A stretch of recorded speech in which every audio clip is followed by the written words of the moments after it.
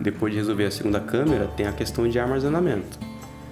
Porque o nível de arquivo que está sendo gerado para produzir esse episódio, tipo, de bruto, é 1h30 mínimo.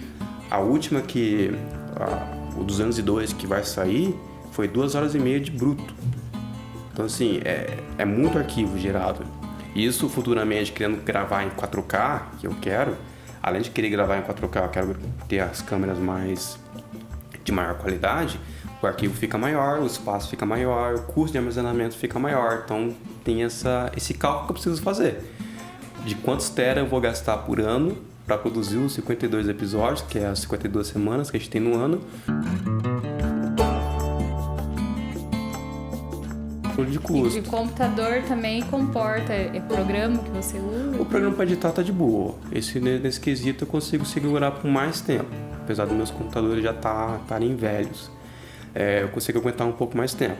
Porque as peças são boas, então eles resistem mais. Esses monitores também são bons. Esse monitor pode aguentar 20 anos. Mas o armazenamento ele é mais complicado, porque ele é escalonável. Então, com os arquivos de hoje, beleza. 1 tera eu aguento um ano. Agora, com um arquivo com uma qualidade maior, 4K, que já exige no YouTube, aí já aumenta maior. Aí, se eu for fazer cinema, que é arquivo de cinema, que é muito mais pesado, 1000 vezes mais pesado, sei lá, 10 mil vezes mais pesado, aí é outro rolê. Aí também já... O que eu vou gastar de armazenamento para, sei lá, 1 ano de prosa fora, eu vou gastar para um curta-metragem de 15 minutos com arquivo de cinema. É essa disparidade, tanto de custo quanto de produção. Ô, louco! É um investimento muito alto. E é tudo brasileiro ou não? O que? A câmera? É a câmera... Não, a câmera... Mas... Não tem câmera... Não tem câmera não asiática. É tudo japonesa, inclusive. Nikon é japonesa, Sony é japonesa, Canon é japonesa. Tem umas marcas genéricas chinesas, mas nunca quis chegar perto. As câmeras de cinema são americanas. A ARRI é americana, é alemã. A ARRI é alemã. A Red é americana. Leica é alemã também, né? Leica tem a Leica americana, alemã, só que são câmeras muito gourmet, por assim dizer. Não vira para uma produção que você precisa ter um negócio mais desenvolto, assim. Que você tem que levar em conta o custo-benefício. É aquela câmera que você vai ter assim, vou viajar ali e tal. Tem uma textura muito cool, sabe? Eu vou comprar essa câmera aqui porque, né, sabe, velho, tem que ter uma câmera maneira, porque a lente que eu uso aqui, o flare que dá na lente, dá um aspecto interessante para a imagem, então tem que ter essa lente. No nosso caso aqui, foda-se, é mais barato que der e não vai embora. Mas temos de marca, as que dominam hoje o mercado são asiáticas. Tirando a de cinema, que uma americana domina, que a gente tem a Red, tem a Blackmagic, a alemã, e acho que é isso. Basicamente a gente fica nessa. Mas E aquele curta seu... principalmente... Eu já tô pulando aqui o roteiro, tá? Já tô indo lá pro meio, mas tudo bem. Aquele curta... Prosa fora. É isso que eu explico pro pessoal. Não criem expectativas de uma coesão cíclica, né? A gente tem um início, meio fim. Porque o programa chama Prosa Fora. Tá, então, mas assim, o meu lado administrativo, assim, exige, para eu organizar minhas ideias, que eu monte uma pauta, sabe? Eu também monto a pauta. Mas não... Mas a conversa vai, A gente já começou, assim, de trás pra frente, mas tudo bem. Pegando o gancho das câmeras, aquele curta que você fez até marquei aqui, ó. Upside Down, é isso? Upside Down. Isso, com o Eduardo. Você utilizou essas câmeras? Não, eu utilizei o iPhone dele. Cara, eu ia falar justamente por conta das tomadas em movimento. Assim, na hora que ele tá pedalando, sabe? Aquilo é na mão. Na mão. Você correndo? Sério. Tem um make-off, se você ver. Eu corri com a câmera, com o celular na mão. Gimbal, nem nada, na mão. Correndo horrores. Você viu, né, o trechinho? Porque assim, eu tava acompanhando na perna o Eduardo Kiel subindo na bicicleta, subindo morrinho na bike. Então imagina o corre que eu tive que fazer, com a câmera na mão aqui. O celular na mão, segurando meio torto, porque precisava pegar um ângulo meio esquisito. Acho que eu segurei assim, não sei. Aí eu tenho que correr, eu só posso mexer o braço direito. Só posso mexer um braço para me equilibrar, porque eu tenho que ficar alinhado. E para poder chegar à imagem. Mas eu queria essa estética, eu queria essa tremulação da câmera na mão, do celular na mão. E é um iPhone. O iPhone tem uma estabilização muito boa. O iPhone 11, se eu não me engano. Então, foi escolhido, foi proposital. Se eu tivesse uma câmera mesmo para poder trabalhar, certamente eu faria algo parecido. De segurar a câmera e sair correndo. Talvez com um gimbal. A outra cena também, que é onde ele tá... Que tá na bike. Que é no comecinho que ele tá na bike, tá descendo lá a plantação de... Eu não sei que plantação de que é aquilo lá. Mas que tá descendo na bicicleta, né, de plantação. Eu tô no gimbal, correndo. Aí eu coloquei a câmera de ponta para trás aqui, de ponta invertida. Segurei o gimbal aqui na frente e fui correndo. Coitado. É o que a gente tem. A gente não tem aquelas van, né? Não tem aquelas Sprinter da Mercedes para poder fazer os rolês. A gente tem que se virar com o que tem. Mas sabe que eu não vi os bastidores. Não viu o making off? Não vi. Na minha inocência eu pensei o seguinte, você tá dentro de um carro... Um saveirinho, sabe, sentadinho. Alguma coisa assim, justamente pela qualidade da cena ali, sabe? Não me remeteu a algo assim, a trêmulo, que eu achei bacana, até achei que tinha sido feito em câmera normal, profissional, que você utiliza. O iPhone hoje, câmera de celular hoje em dia, ele já está com uma qualidade muito boa. Se a gente pegar os celulares top de linha, o Samsung S20 alguma coisa, o iPhone 11, 12, 13, eles já estão com câmeras de qualidade. Hoje, o que eu gravo com a minha Nikon, o que eu gravo lá o que eu usei a Nikon e um gravador externo para chegar na qualidade dos vídeos da Luana, desse último show que ela fez, o que o cara gravou lá com o iPhone ficou a mesma coisa. Entendeu? A qualidade da imagem que elas têm hoje. Só que aquela, o iPhone custa o preço da minha câmera. Então, o mínimo que a gente exige é que ela tenha uma boa qualidade de imagem. E os iPhone hoje eles já entregam o arquivo de cinema.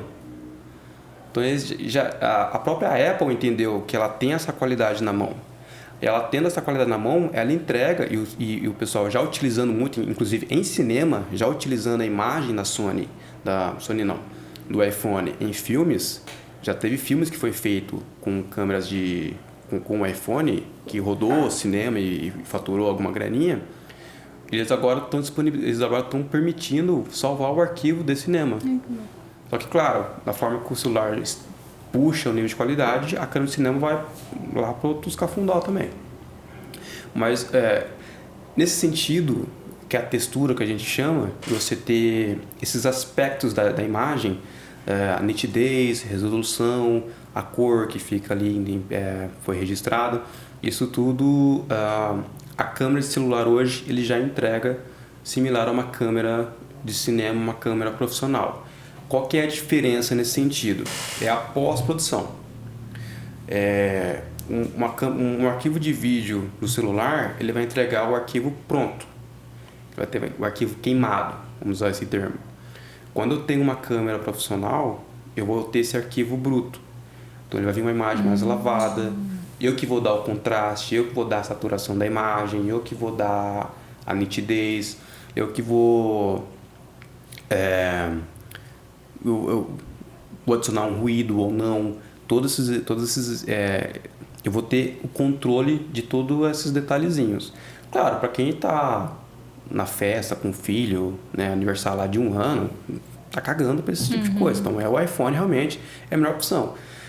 Quando eu tirava foto, tiro foto do aniversário de sobrinho, de prima, porque eu não faço mais evento, eu boto a câmera automática e vou. Não vou ficar me preocupando em ficar travando, obturador, diafragma, ficar girando aqui na hora. Uma coisa que é só botar a câmera automática, ela já faz isso. O que importa na câmera é o sensor e a lente que ela tem. Então, se eu botar no automático, ele está feito. A não ser que eu queira fazer um efeito específico. Então, eu deixo no automático e boa. Então, devagamos já. O celular, ele... A câmera, você consegue entregar um material mais preciso do que você... Seria isso, assim, eu tenho mais controle. Ah, tá. Só que assim, mesmo hoje em dia, videomakers, eu recomendo isso, porque às vezes a gente fica com essa... Como a gente aprende, como a gente domina a câmera, a gente quer fazer tudo na mão. Então a gente quer filmar tudo no flash, a gente quer filmar tudo em alta qualidade, para poder jogar no computador, fazer edição, fazer colo, não sei o que, blá blá, periri, papapó. Mas dependendo da situação, você botar ali no automático, ou até mesmo fazer com o iPhone, você já entrega o job ali e já era. Você não precisa se preocupar muito com isso. Há casos que você vai precisar, que aí o arquivo, a audiência vai demandar essa qualidade, vai exigir essa qualidade. Que aí a gente já entraria aí na questão mercadológica, que é o que eu venho estudando bastante, inclusive, na questão dos mercados e das demandas e exigências desses mercados. Cada um tem a sua exigência, em cada um desses é bom a gente entender o que a gente precisa entregar para a gente também não trabalhar à toa e trabalhar demais. Aí começam as reclamações, não, porque fulano está cobrando muito barato, porque fulano está cobrando muito caro, não sei o que lá. É você entender aonde que você está, o que você consegue entregar, o que você não consegue fazer. Se aquele preço lá realmente não te interessa, você não pega aquele serviço, vai ter outra pessoa que vai querer pagar para o seu serviço e tudo mais. Mas assim, o mercado está aí, a dinâmica está aí, as soluções também estão postas. Para a gente analisar uma questão um pouco mais ampla, o celular hoje ter toda essa capacidade de entregar uma imagem já tratada, elimina a necessidade de você ter um profissional por trás. Isso para o consumidor final é genial. Tipo, para ele é um avanço de vida. Ele compra, ele paga uma vez num celular um pouco mais caro, o celular já vai fazer tudo para ele que ele precisa. Tem, se não me engano, um Samsung agora, ele te indica qual que é o melhor take que você pode fazer, ele te dá sugestão de enquadramento, de ângulo, só, isso aqui não tá bom não, tá? Com base nas regras de estética que foram desenvolvidas ao longo dos anos, aquilo que a gente aprendeu a ser uma imagem mais viciante, a imagem que te prende a atenção. Isso tudo é questão de composição, de ângulo, iluminação, contraste, tudo mais.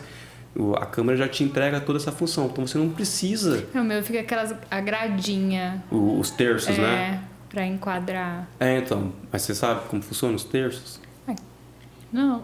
Pra que serve? Os terços, assim, quando a gente pensa em imagem, a gente tem que levar em conta que imagem, som, é tudo texto. A diferença é que a imagem é um texto visual, o som é um texto sonoro e a palavra é um texto escrito. Mas tudo é um texto. E como todo texto, a gente tem o processo de leitura. O processo de leitura ocidental, que é o nosso, ocidental, a parte de cá, do globo terrestre, a gente lê de cima para baixo, da esquerda para a direita. Certo. O oriental, o asiático, oriental, né? Porque acho que o russo também é. Você lê da direita para a esquerda, de cima para baixo. É ao contrário. Tá. Mangá, já leu mangá? Não. Não? Mangá você lê invertido. Você não lê assim. Você lê assim. Mas eu gosto de ler as coisas de trás pra frente. Será que eu tenho uma influência, então? Não, aí você é doida, porque você foi criado no ocidental. Nossa, será? Aí já é doideira. Gente, eu gosto de pegar as coisas de trás pra frente pra ler. Revista, assim, livro. Geralmente eu vou pra última. Eu diria que nesse sentido, se a gente pegar lá nos primórdios, vamos dizer assim, que as pessoas que nasceram com essa naturalidade de ler da direita, os bichinhos. Começou o outono aqui, tá maneiro. Com essa intuitividade de ler a informação da direita para a esquerda, começou a formar a linguagem que a gente conhece hoje como o padrão de leitura asiático. Isso meio que genético, não sei se deu para entender. Então, assim, predominou a leitura da esquerda para a direita no Ocidente, predominou a leitura da direita para a esquerda no Oriente. Só que na imagem isso também acontece. Então, por que a gente está nesse assunto por causa dos terços? O que acontece? quando você enxerga uma delimitação, um retângulo, por exemplo, aí a gente entra em questão de Bauhaus, você encontra essa delimitação, você vai automaticamente bater os seus olhos nesses pontos dos terços. Ah, entendi. Entendeu? Então, se você lê da esquerda para a direita, se você lê oriental, você vai bater o primeiro aqui. Se você é asiático, você está acostumado com os asiáticos, você vai bater primeiro do outro lado. Você vai fazer esse esquema. Nossa, mas é muito psicológico isso. Minhas fotos nunca mais vai ser a mesma. E, assim, todos esses pontos, nesses pontos, é onde o olho vai chamar a atenção. Então, na hora que ele descer, aqui embaixo a mesma coisa. Ele vai olhar mais aqui. Claro que a gente consegue resolver essa questão com cores, por exemplo. O vermelho chama muito mais atenção que o azul.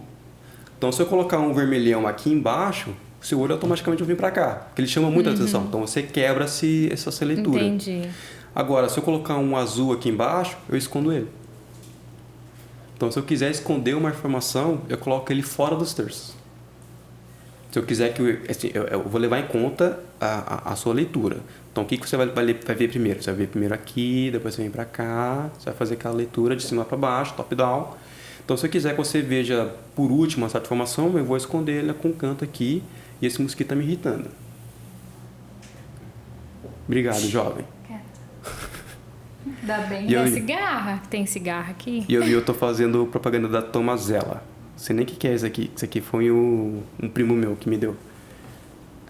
Mas é legal, eu não sabia. É muito psicológico, assim, saber o estudo, da onde que aquele grupo pertence, qual que vai ser o olhar. E quando você vai fotografar, isso já tá assim meio... É automático na sua cabeça? Assim, o que você vai... Hoje já, mas eu tive que estudar.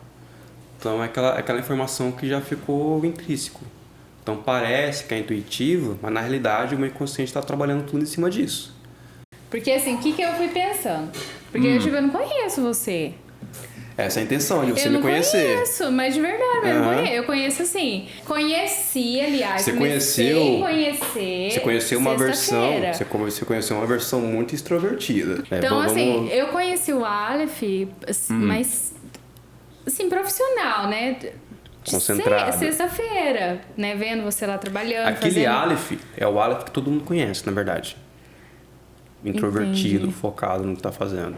É que assim, eu não cheguei a ler o Jung. Você teve o Freud e você teve o discípulo do Freud, que foi Jung, e o Jung falou assim: Freud, você tá falando merda. Aí seguiu com uma linha completamente diferente, psicanálise. E ele divide o comportamento humano entre introvertido e extrovertido. Só que o introvertido, ele é um pouquinho extrovertido, e o extrovertido, ele também é um pouquinho introvertido. Porém, você consegue mudar essa personalidade. Você consegue deixar de ser introvertido para ser extrovertido. Enfim, aí eu imagino que o introvertido, ele só não encontrou o seu lugar. Certo. Que quando ele encontra o seu lugar, aí ele consegue se extroverter. Não me levem a mal. É que assim, eu penso o seguinte, que as pessoas tendem a se conectar pela fragilidade. Então, assim, o meu ponto de vista. Então, num relacionamento pessoal, é claro que isso não é regra também. Se eu tenho interesse numa pessoa, né, eu vou olhar, ver, né, enfim, ver o universo da pessoa e vou, assim, explorar o que tem em mim, que é mais fácil de demonstrar que eu tenho mais domínio. Que é um lado mais é o convívio em sociedade, né? Então, pra assim... você conviver em sociedade. Se você é um antissocial que nem eu, você vai ligar o foda-se pra esse tipo de coisa. Por muito tempo eu praticamente ignorei. Eu não bebo justamente porque eu não era muito sociável. Então, assim, se você puder não ficar batendo no microfone, você pode mexer, posicionar de boa, o cabo não vai dar ruim. Mas, enfim, bater é demais. Tá bom, desculpa. Só pra não ficar lá que eu fiquei nervosa. De boa. Alguns hábitos a gente adquire por convívio social. Então, muita gente começa a beber porque os amigos estão bebendo. porque ela quer se enturmar, ela quer estar junto naquele grupo. Aí ela acha que para ser social, para se divertir, para poder ter uma noite divertida, ela tem que beber. Porque a conexão que ela teve sempre foi com a bebida, porque os amigos bebiam e tudo mais.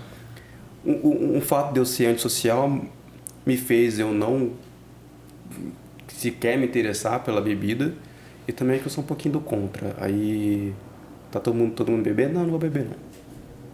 Eu sou meio do contra, assim, sabe? O cara fala assim, não, vai pra ali, ah, beleza. Aí você é estranho, né? Vamos falar a verdade. Ele tira foto quando chega em algum lugar pra comer, ele tira foto depois que come, do prato vazio. Gente, eu nunca vi isso na minha vida, pelo amor de Deus. Muito esquisito. Então, mas olha só. Qual que é o intuito disso? Quando você vê uma grama toda verde, pra onde você vai olhar primeiro? Pro pontinho amarelo ou pro resto do verde? É que ele quer ser diferente. Não é ser diferente. É ser diferente. Mas enfim. Mas não é ser diferente por ser diferente. É que é o seu jeito. É o meu jeito de querer ser diferente, mas assim, você não olhar para o que está feito e se adequar a ele. De certa forma, isso é algo necessário para quem pretende ser trabalhar com criatividade. Eu tenho que pegar o que já existe e extrair algo novo dele. Eu não posso olhar para o que já existe e me conformar, senão eu não vou ser criativo. Senão eu não vou chegar a novas conclusões, não vou chegar em novos caminhos. Eu consigo ser criativo porque eu fico atrelando, não consigo, mas enfim, para você ser criativo é isso, você tem que trilhar vários caminhos, você tem que olhar por várias perspectivas, você não pode se colocar naquele negócio de cavalo, senão você não consegue. E isso eu recomendo para a vida, porque a criatividade é você pegar, analisar soluções que já foram executadas. Você, ao se deparar com essas soluções já feitas, você vai extrair pontos relevantes que você se interessa deles. Acho bom fechar a janela, senão vai pegar o... automaticamente você vai extrair pontos com base em todo o seu background de vida, com o que você estudou, o que você leu, né? Se o negócio for em inglês, você não vai extrair nada, porque está em inglês se você não sabe inglês. Então, tudo isso afeta. Você vai extrair algo interessante, aquilo que te chamou a atenção. Já começa por aí. Disso e de todas as outras coisas, você vai extraindo. A criatividade é você pegar todos esses trechos e desse trecho juntar para criar algo novo. Então você não pode olhar para uma coisa e ficar, não é assim, tem que ser assim e vai ser assim até eu morrer. Aí você não consegue encontrar novas soluções. Isso acontece na economia, nas finanças, na comunicação. A comunicação é mais visível, mas e tudo que você for fazer na sua vida, se você se deparar a um problema, se você analisar como que foi feito, como que foi solucionado anteriormente, você vai encontrar uma maneira criativa. E de vários meios diferentes. Às vezes uma solução que você viu na comunicação pode funcionar para você na administração, por exemplo, que são dois caminhos completamente diferentes. Isso é ótimo, isso é uma mente empreendedora. E é justamente quando eu entrei lá no seu site lá, o sítio? É prosa... O perfil? Prosa.fora. Não, no site mesmo. alexrodrigues.com. Exato. Ó, o microfone. Que eu tô com medo. Você pode mexer, mas você pode trazer ele pra cá. Funciona. Entendi. Você não pode ficar dando peteleco aqui embaixo. Uns negócios que eu falo muito com a mão, assim, ó. Tá, vou me comportar. Mas pegando o gancho aí que você tava falando, quando eu entrei lá, eu achei interessante e fiquei com uma raiva, que eu vou explicar. Você fala que você é um artista multifacetado. Onde eu falei isso? Tá lá. Às vezes eu falo umas coisas, não lembro depois. E sabe o que eu pensei? Eu falei, poxa vida, porque na minha época de Orkut, eu não pensei nesse adjetivo. Porque eu achei assim muito... Parece um palavrão, né? Ou a marca daquelas cola super cola, né? Super cola multifacetado. Mas, super cola multifacetado. Assim, colhe agora tudo que você quiser. Ele dá a piada completa, né? Mas ó que legal. É relativo a ou que possui características variadas e peculiares. Você foi pesquisar. Por que no meu Orkut era isso? Eu achei assim muito interessante, é justamente o que você falou sobre você, desse lado seu criativo, mas também como conversa com o seu lado introspectivo. É isso. É porque eu introspectivo é um eu observador. Se eu tô... também vem outra questão que... aí vocês vão me chamar de doido varrido. Cuidado que o pessoal vai ouvir. Agora eu vou fechar a janela. Começou a pitar o bifão aí. Um arrozão maroto. Deixa eu... Agora vocês vão me chamar de doido varrido com a revelação que eu tenho pra dar agora. Cuidado que a sua audiência vai ficar com medo de você. Não sei, a minha mente, ela viaja tanto que eu, numa festa, eu me divirto mais me imaginando dançando do que eu de fato dançando. Opa, peraí. Explique. Eu consigo me ver na cena. Porque assim, eu já falei isso, mas... Tipo em terceira pessoa? Você se coloca em terceira pessoa... Eu fico imaginando o filme. Os ângulos, o movimento, como é que tá acontecendo. Eu sempre dou esse exemplo. Para eu escrever um texto, eu me imagino falando. Eu me vejo falando. Eu não escuto uma voz. Eu me vejo falando. Ou eu tô num palco dando uma palestra, ou eu tô num podcast conversando com alguém, ou eu tô sendo entrevistado com outra pessoa, ou eu tô só numa conversa. Eu me vejo essa cena, assim, conversando com alguém. A partir disso eu tenho que ouvir o que eu tô falando na minha imaginação e lembrar para depois colocar no texto, no caderno. Então assim, a minha imaginação é imagético.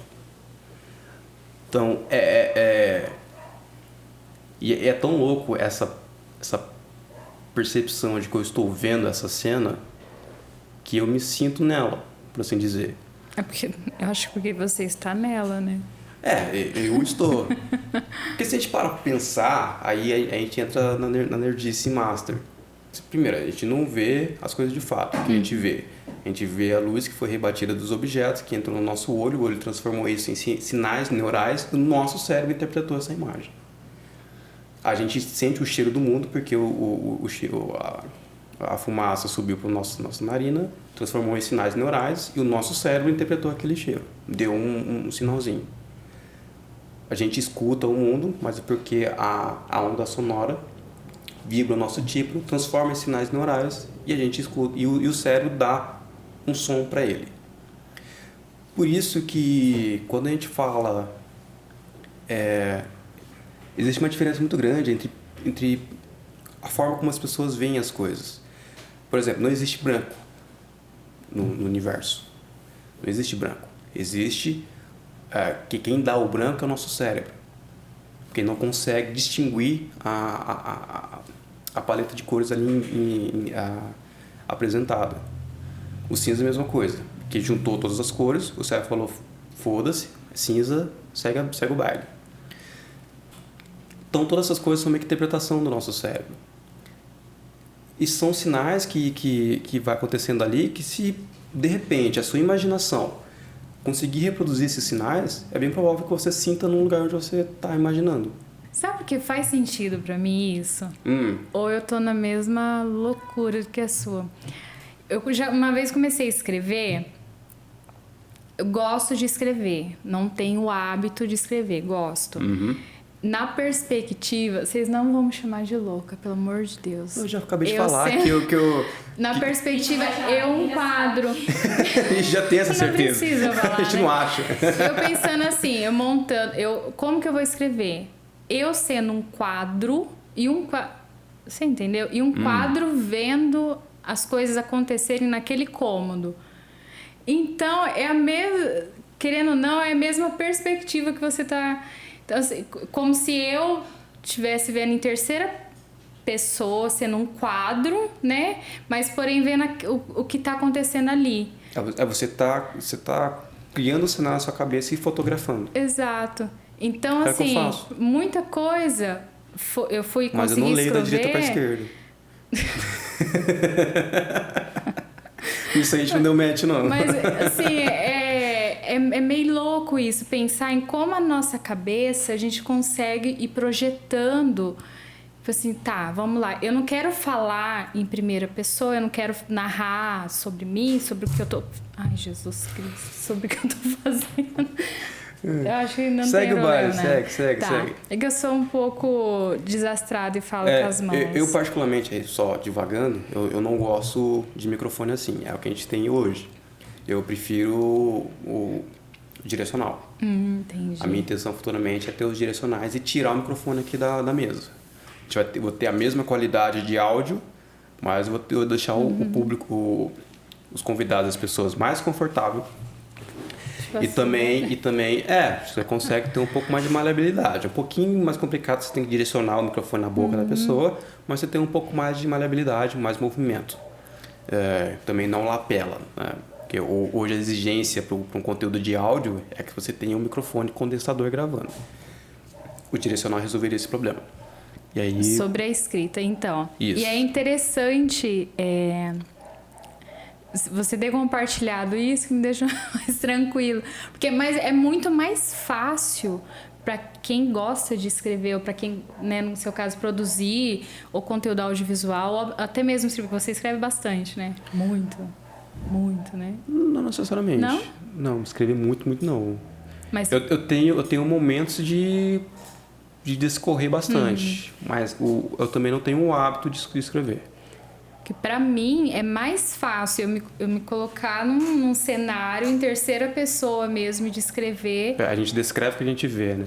Mas muito mais fácil. Eu não vou conseguir trazer uma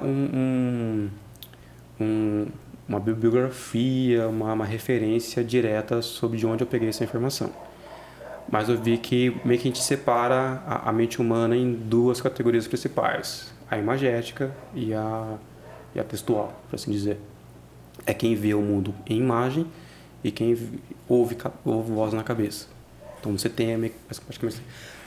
Não é assim uma voz na cabeça. Você se escuta falar. Eu sou entendeu? Você não vê a coisa já em imagem. Às vezes eu tô ali num diálogo comigo mesmo, falando, conversando, e vai e responde. Mas você se imagina conversando com você ou só escuta a voz? Não, eu converso comigo, assim, sobre alguma situação. Patrícia, mas nossa, fez isso, poxa, fiz, e agora? Sabe assim? Mas isso é um exercício muito bom, assim, pra você...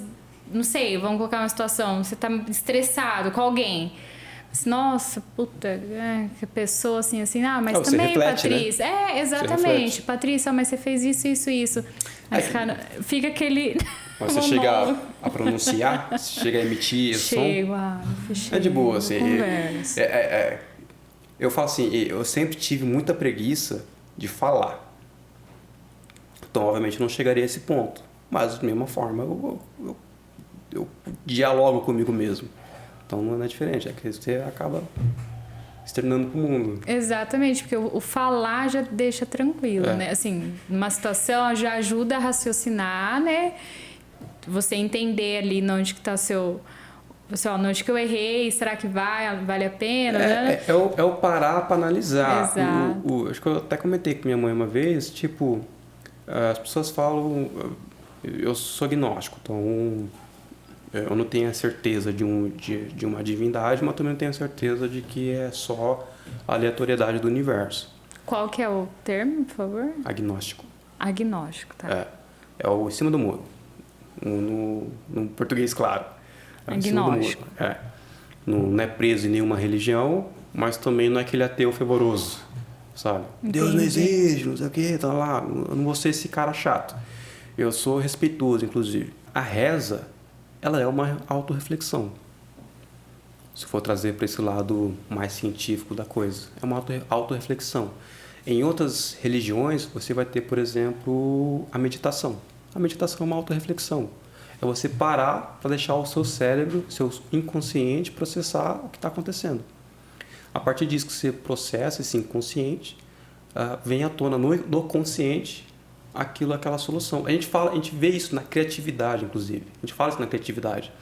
Para você solucionar um problema, o que você faz? Você dá o input de todas as variáveis daquele problema, de todas as variáveis daquele problema que você precisa resolver. Então, tem uma porrada de variáveis aqui, um problema, um chabu na mão que você precisa resolver. Você precisa chegar numa solução final. Você coloca tudo isso na sua cabeça e você vai fazer outra coisa. Então, você estuda o material e vai fazer outra coisa. Vai fazer um exercício, vai fazer um trabalho braçal, vai lavar a louça, vai carpir o quintal, enfim, você vai correr, vai andar de bicicleta. Você vai fazer um exercício físico para deixar o seu inconsciente trabalhar. Porque o seu inconsciente ele vai fomentando aquilo. Vai diluindo, vai trabalhando, vai analisando. E na hora que você volta a pensar sobre esse problema, a solução vem quase que no estalo. Mas na realidade você passou por todo esse processo.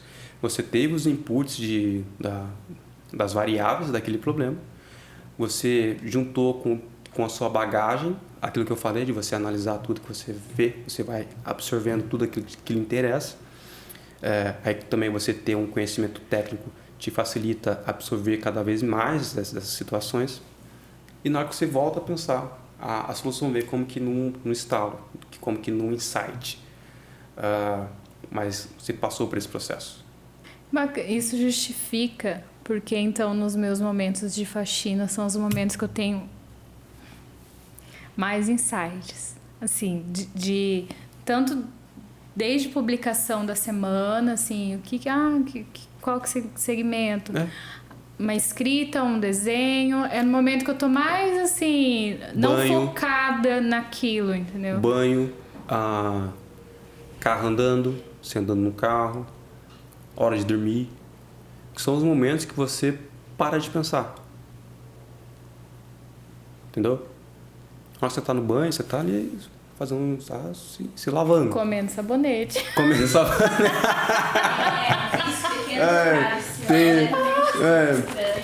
Um adendo pro nosso amigo que tá boiando no já citado grupo. Esses dias ela mandou uma mensagem. Gente, é esquisito eu dar uma mordida no sabonete. Eu falei... Minha língua corroeu. Minha língua não sei o que. Eu compadecendo assim, eu não quero deixar ela constrangida. Eu falei, não, quando eu era criança, eu já dei uma mordida no... Como é que é? Esqueci o nome lá da... Manteiga de cacau. Que o cheiro da manteiga de cacau dá, né? É irresistível. Mas assim, mas foi sem querer. Mas foi sem querer. Não foi se você cheirou, que delícia, e quis experimentar. Não, ela foi assim, ela cheirou o sabonete e pensou, que delícia. E mordeu. Mordeu, mastigou. Não, ela se limitou ao áudio. Deixa eu contar agora o que aconteceu. Porque é sério isso. Pode falar essa parte pra gente cortar o sabonete aqui, né? Senão vai longe. O quê? Não sei o que. Será que eu fazer tal coisa vai sair bolinha? Viagem ainda. Deixa eu dar tom de seriedade. A Patrícia é a Melipolã. É o quê? É a Melipolã. Escritinha. O disco de vinil é um crepe, né?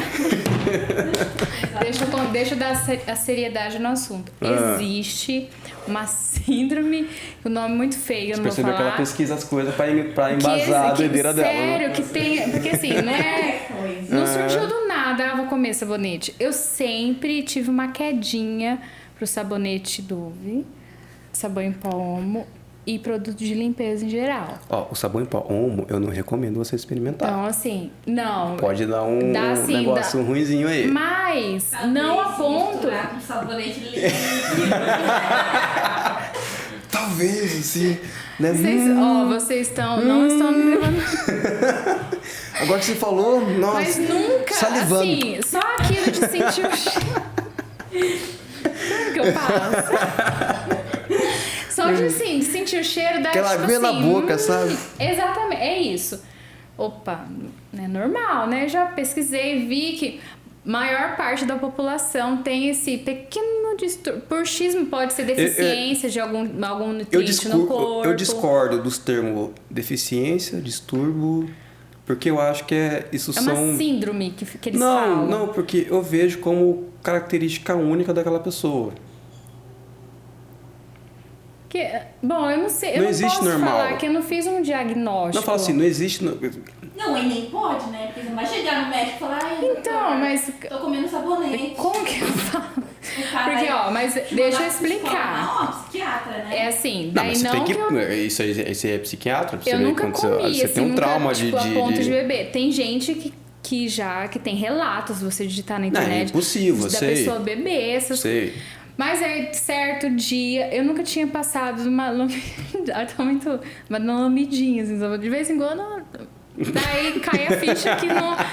Daí esses dias, eu tava tomando banho e eu fiquei preocupada, porque assim, entre a minha capacidade de raciocínio, foi muito rápido. Eu nem pensei, não tem como, mordi o sabonete. Foi impulso. Daí mordi, não engoli, é claro, mas ficou na língua. Daí depois eu fiquei sentindo uma língua estranha, daí eu fiquei preocupada. Mas até onde que eu tenho que ir no hospital, até onde vai corroer minha língua. Daí eu fiquei na paranoia, sabe? Falei pro meu marido, falei assim, e aí, será que eu tenho? Daí eu comecei a pesquisar de novo, falando que tem gente que tem deficiência grávida, muitas vezes grávida, quer comer parede, reboquinho, essas coisas assim. É um sinal de alerta do corpo que está em deficiência alguma coisa, algum tipo ali de proteína ou um probleminha na cabeça mesmo. Eu já vi... mais certeiro. Foi o que eu falei, eu não consigo enxergar esses probleminhas assim. O que acontece com esses psicólogos e tudo mais é que eles tentam adequar essas pessoas ao grosso da sociedade. Mas enfim, eu tenho que conversar com um psicólogo. Sociedade Anônima dos Comedores de Sabonete. Se existisse, ela estaria muito bem. Obrigado. Ela não se sentiria. Exatamente. Aí teria o grupo do Dove. Entendeu? Isso vai ser cortado, né? Você acha que... Você acha? Assim, eu comi sabonete. O melhor trecho, o melhor Hells da minha vida. Isso aqui é um Hells copo, vai voar. Eu comi sabonete. E vou terminar com esse trechinho, eu comi sabonete. Você só Ai, meus peitos batendo. Isso foi mais um Hells de sucesso. Esse vai viajar o... Eu comentei com eles. Essa gravação. Deus, né? Essa gravação vai me gerar 3 Hells por dia pro resto do ano. Não tem calor. Mas sério, esse assunto de comer coisas que não pode, assim, tipo, sabonete. Eu não sei. É sério, existe mesmo pessoas, existe. Gente então, faz foi como assim, eu compadeci isso. com você no grupo, porque eu lembro de que eu criança que recentemente eu não passei por uma situação parecida. Mas eu lembro que eu já passei por isso, no sentido de que, na época que eu já comentei, que era do manteiga de cacau, que ele tem aquele cheirinho lá. O cheirinho parece que é batom, né? As canetinhas coloridas de escola que tinha sabor de moranguinho, cheirinho. Eu falei, né, que uma vez. Ou seja, fabricantes, não façam coisas com cheiro muito gostoso. A gente come coisa de melancia. Gente, e aquele creme com cheiro de chocolate, creme de cabelo, você lembra? Marcelo, não dê aquele sabonete líquido com perfume de coffee no Boticário pra sua esposa. Eu tenho perfume vai dar merda. Ela vai virar o Assim, nunca cheguei, sabe? Assim, meu senso... Eu entendi a sua, assim, eu mordi a manteiga de cacau, pra concluir a história. Mas eu era novo, tá? Então eu me arrependi no meu momento. Mas essa impulsividade... Eu era nova, era uma criança. Só porque eu tenho pessoa de 32 anos e começa sabonete. Com uma filha, casada, formada, né? Graduada, tudo mais. Que sabe letra, falando ali, né? Na embalagem de sabonete que contém, né? Lê invertida, inclusive, lê de trás pra frente, tudo mais. Você bota no espelho pra ler, o que você faz pra você ler? Não, é assim, é revista. Se eu pegar uma revista, eu gosto, é intuitivo de assim, é intuitivo. Livro também. Então, olha só, se você parar pra pensar, o cara que criou a primeira língua lá dos asiáticos também teve essa intuição. Isso que eu quis dizer lá no começo, entendeu? Aí originou essas duas vertentes, enfim. A gente já passou por esse assunto. Vamos lá, a gente tava falando sobre a questão do multifácil. Muito facetado. Eu pensei que você tava aqui, tirando foto, você tá tirando foto da minha cola. Tirando foto da nuca, né? Eu senti um negócio aqui, ó. Sai menino. Eu fiz isso. Eu senti, eu tava alguém, mas tudo bem. Eu sei que eu sou bonita, mas... Quase que eu fiz assim, ó. Daí sobre a descrição, né, fala sobre as características variadas. Ah, tá. Que isso pra mim não tá mais, né? Eu já tirei essa descrição. Assim, olhando pra você e sabendo que tudo que você já produziu é batata. E peculiares. E peculiares? Eu utilizei essa palavra? Peculiares também. Não, você não descreve, né? Mas assim, se for digitar lá no Sr. Google, né? Tá. Você tá. A definição. Você foi no Aurélio. Exato. Você foi no Aurélio pesquisar o que é multifacetado. Isso, assim, o que é multifacetado? Multiface, beleza, mas multiface não remete a um adjetivo, assim, parece que é tão. Tem, dependendo do contexto, né? Mas enfim, mas não é isso que a gente quer, onde que eu quero chegar. E peculiares. O que é uma característica do Aleph peculiar? Fora tantas outras que a gente já conhece. Mas que você possa compartilhar, claro. Que a gente não saiba ainda. Então, eu teria que ver uma atitude minha como peculiar. Porque eu sendo eu vejo como normal. Mas você conhece outros seres humanos, então você consegue comparar. Então, você pegou aquela parte lá do é. introvertido, do antissocial. Então, assim, eu não tenho essa comparação. Eu tô tendo que ler Jung ali, arquétipo, para poder entender um pouco mais sobre o comportamento humano de outras pessoas. Porque eu realmente fui muito introvertido. Apesar de eu ser bastante observador, eu sempre fui muito introvertido. Então, eu me vejo como normal. Porque eu sou. Eu sou o Aleph como o Aleph deve ser. Exato. Então, eu não consigo colocar eu em comparação a outras pessoas. Eu não consigo me julgar nesse sentido. Como peculiar. Eu consigo julgar as outras pessoas como peculiar. Não, mas ó, vamos assim. Eu falei, tipo, na festa eu me divirto muito mais imaginando a cena de dança ali, eu dançando, fazendo os break muito louco, do que eu de fato fazendo os break. Isso é uma coisa peculiar. Isso é bem peculiar. Mas eu não sei, tipo, a gente tem que ir na conversa e depois você vai anotando e fala, isso aqui é peculiar, isso aqui é peculiar, isso aqui é peculiar não pra caralho. no sentido sério isso aqui é da coisa, muito assim, peculiar. meio que desconstruindo. Nossa senhora, quanto essa aqui é peculiar. Nossa senhora, isso aqui, vixe. Não no sentido sério, assim, mas assim, desconstruindo mesmo. Aquela coisinha mais, não sei, eu vou falar uma coisa peculiar minha. Quando eu corto, tudo que eu corto, eu conto. Eu acho que eu já comentei isso com vocês. Tipo, se eu tô cortando certinho. Tomate, 1, 2, 3, 4. Isso é uma coisa peculiar. Sim, mas tipo, que não vai afetar minha vida, afetar a vida de ninguém. Você conta quando você corta as coisas? Não. Então. Quebrei a balança esses dias. Eu quebrei a balança esses dias, inclusive. Cortando rapidinho. Quebrei minha balancinha, fiquei tão triste. Uma balancinha tão bonitinha de madeirinha. De pesar comida? Você pesava toda a sua alimentação? Não tão regrado quanto deveria, mas eu pesava. Agora tem que ir no zóio, né? Aí foge um arroz, foge um bife um pouco mais. Contar os grãozinhos, sim. Não chega tanto também. Eu colocava o prato, apertava pra zerar. Aí colocava 150 gramas de arroz, tinha que colocar, aí zerava. Colocava os 80 gramas de proteína, zerava. Aí colocava os 130 de feijão e comia. Não, isso é uma coisa peculiar também. Que eu não... Sim, duas coisas peculiares. Com as 300 gramas de arroz, Aí você come e Um pesa. pouquinho. Vai chegar o valor. Vai chegar no... Entendi. Fiquei boiando aqui um pouquinho. Ou tá passando, É que eu peguei metade. Vai chegar na quantidade exata. Não, o cara vai pesando. Passo, peraí. Deixa eu comer aqui. Confesso que eu já fiz isso com bife.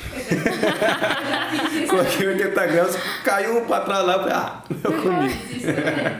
Acontece. Tava pensando que outra coisa peculiar. Enfim, multifacetado, peculiar. Eu tirar foto do prato vazio é uma peculiaridade. Eu tiro a foto do prato vazio e posto nos stories. Só pra ser do contra mesmo. Porque todo mundo fica tirando foto do pratinho bonitinho. Tá? Foda-se, vou comer primeiro, tô com fome. Aí no final eu tiro a foto, falo. Comi. Hashtag comi. Hashtag tava bom, hein? É uma peculiaridade. Mas assim, aí, nerdando um pouquinho mais também, falando em questão de construção de marca, de branding, isso são pontos que te ajudam, essas peculiaridades te ajudam a construir sua marca, te ajuda a você se destacar e fixar na mente das pessoas. Talvez, para algumas pessoas, eu fique conhecido como o Aleph lá que posta a foto do prato vazio. É uma coisa que automaticamente você atrela, que chama atenção, que é esquisito, porque é diferente. Na sua construção de marca, isso começa a criar autenticidade e isso ajuda muito. Eu ia dar uma palestra aqui de como todo o rolê, mas eu falei, não, vou deixar para uma próxima. Mas por que você acha que eu meu amigo esbocei aqui pra justamente instigar você a chegar nesse momento? Tem um amigo meu que fazia tempo que a gente não conversava, aí ele veio aqui esses dias, ali, acho que era Linux, comecei a falar sobre Linux. Aí ele falou, nunca só ouvi falar do Linux e tudo mais, sistema operacional, mas não conheço nada. Aí eu comecei a falar pra ele, tal, falando não sei o que, sei lá, núcleo é a base, e a superfície, aí a camadinha superior, que é a interface gráfica, não sei o que, lá, beleza. Aí logo depois chegou um amigo, já me deu uma palestra aqui de Linux, só fiz uma pergunta e me deu uma palestra. Aí depois... O famoso conto. A pessoa faz um conto de um... É o textão no Facebook. No caso, ela faz um textão no Facebook. É que quando... as coisas que eu estudo, eu acabo estudando um pouco aprofundado, as minhas conversas ficam sendo essas coisas um pouco mais nerd, né? Agora, recentemente, com o Prosa Fora, que eu tenho buscado conversar com assuntos um pouco mais mainstream, que a gente pode dizer. Pra você conseguir falar com as pessoas, assim, né? Pra eu deixar de ser o introspectivo, né? Não adianta eu chegar na pessoa, então... Pô, tu fui fazer um render ontem e o PC queimou, velho. Você fala, legal. O que é render? Render, você fala, né? Parabéns! Render. Essa é a resposta que eu vou receber, entendeu? Se a pessoa foi educada, se ela, no mínimo, ela vai ignorar e seguir a vida, sabe? Então, eu tenho que ter essa capacidade de diálogo com as pessoas. Não ser tão nerd. Por favor, entra no nosso mundo aqui. Que eu acho que é mais fácil você entrar no nosso mundo do que eu chegar nesse caminho aí, tá? Tá bom. Parte de... Você vai cortando tudo isso, né? A gente vai... depois deixa a edição fluida. Como assim? Você vai postar o vídeo inteiro com todas essas coisas que a gente falou, assim? Basicamente, o que vai fazer é algum respiro, alguma... Se ficar muito fora... Mas teve coisa que a gente falou que não... As pessoas não querem saber. Mas aí... aí que tá. Internet é muito mais sobre forma do que o conteúdo em si. Porque o conteúdo tá aí. O que a gente está conversando aqui tá em calhamaços desse tamanho de um cara super nerd, super virtuoso no pensamento que vomitou aquilo em 1.500 páginas e fez um livro dos 10 que ele escreveu. Mas a forma como a gente está conversando, a gente está falando sobre esses assuntos, conecta um pouco mais próximo com essas pessoas. Por isso que esse formato conversa e câmeras apontadas para as pessoas, para os integrantes da conversa, faz muito sucesso porque é um formato muito comum para as pessoas. Porque a gente conversa muito uns com os outros. A gente conversa, a gente troca essa informação. A gente evoluiu como raça, como o Sapiens evoluiu pelo diálogo, por conseguir passar a informação para frente na conversa. Não porque fez um puta livro com uma densidade enorme ali no texto, você não sabe se traiu ou não traiu. Não, é pelo formato da conversa. Então, não necessariamente as pessoas não terão interesse por tudo aquilo que a gente conversou, mas pela forma como está sendo falado, como está sendo conversado. Tipo, são dois amigos trocando uma ideia aqui. Para o público, é como se eles estivessem sentados aqui, do lado do Estevão e do lado da Milena. E para eles é interessante. Para o momento de lazer, o tempo de lazer para ela, tá tendo a mesma qualidade, entendeu? Que ela deu uma risada, porque ela achou engraçado, achou a gente peculiar para um ponto diferente com o qual a gente não acha peculiar. Comer sabonete. Tipo, comer o sabonete. Deve ter uma galera... Eu não recomendo, pelo Deve amor ter de alguém Deus. rindo horrores neste exato Pelo momento amor de Deus, com né? essa informação. Acho que você Assim. foi lá e deu um nhaque no sabonete. Com força. Não façam isso, Com gente, pelo força. amor de Deus. Uhum. Eu vou procurar um tratamento médico. Certo. Porque isso isso não é normal. Mas claro, tem coisas que eu não boto. Por exemplo, eu conversei com o Eduardo Arenas, a gente estava falando, ele é autorafilista, só que por conta de várias questões, com o tempo ele teve várias lesões.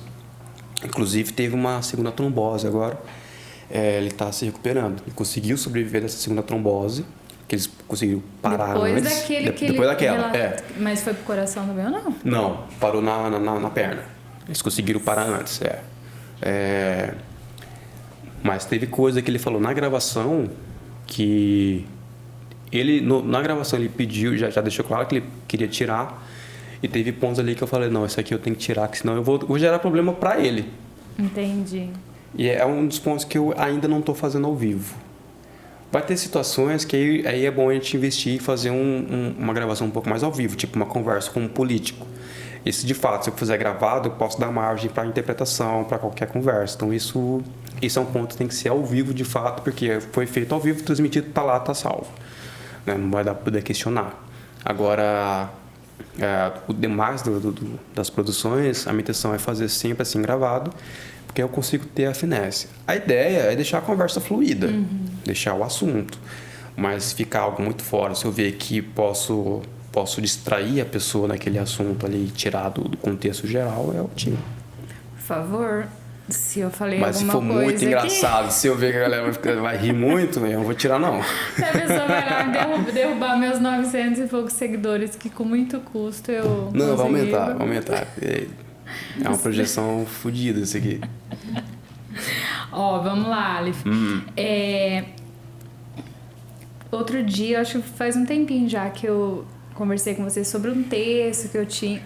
Primeiro, assim, na minha humilde imaginação, não sei, vamos, eu tenho um texto aqui, quero mostrar pra você. Foi bem isso, né? Quero um texto legal, achei bonitinha a história, achei bacana, quero levar pra frente, o que a gente consegue.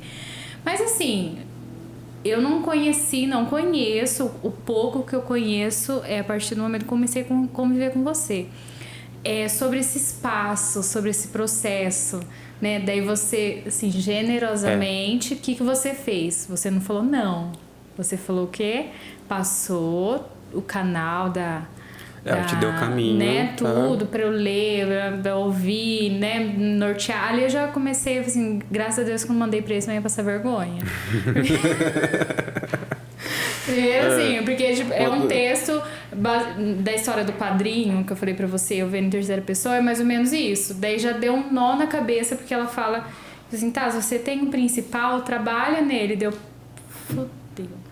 porque eu não tenho principal.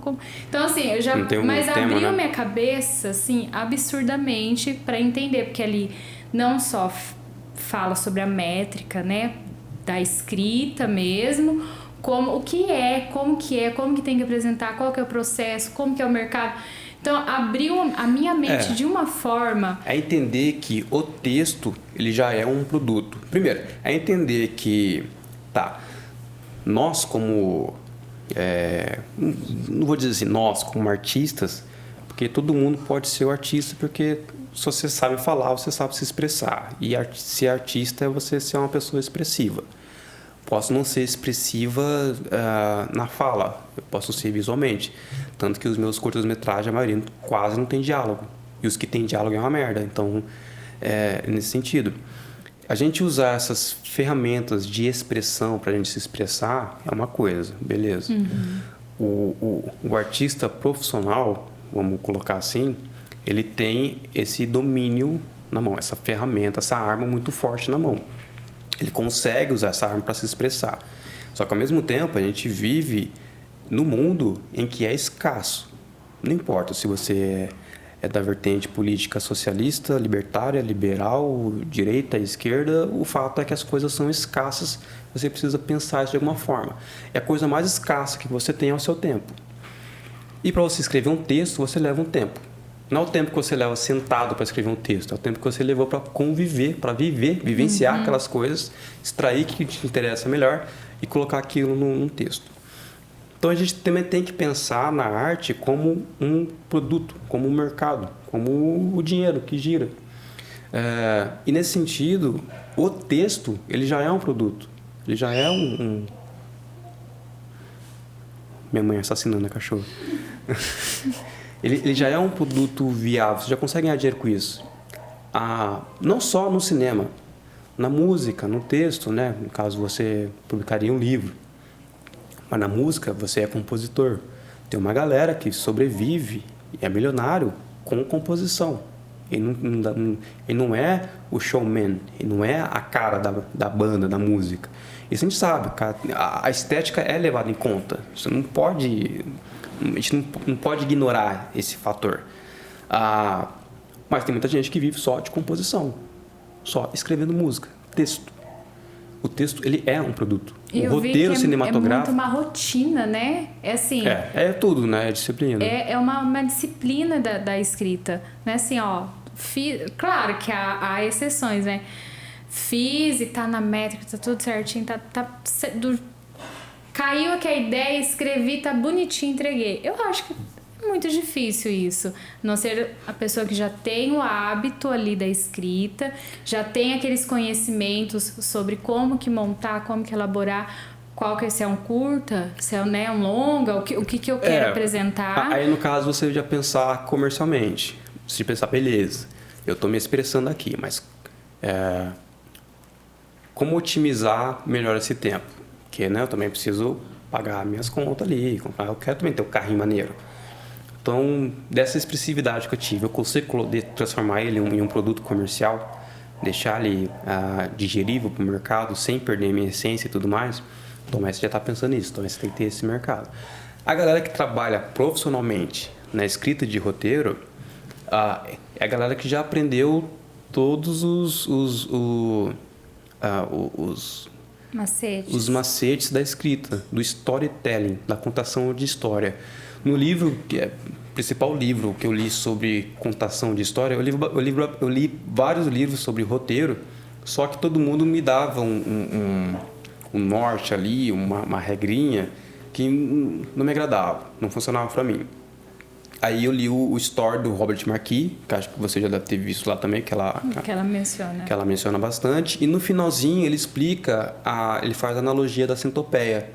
Porque a centopeia, ela tem 100 perninhas e ela consegue subir lá, andar e mexer todas bem articuladinhas, bem alinhadinhas e tudo mais. É até bonito de ver, as perninhas se mexendo. Aí tem um bichinho, um passarinho lá, pergunta, nossa, centopeia, que legal que você consegue mexer todas as pernas certinho. Como que você faz isso?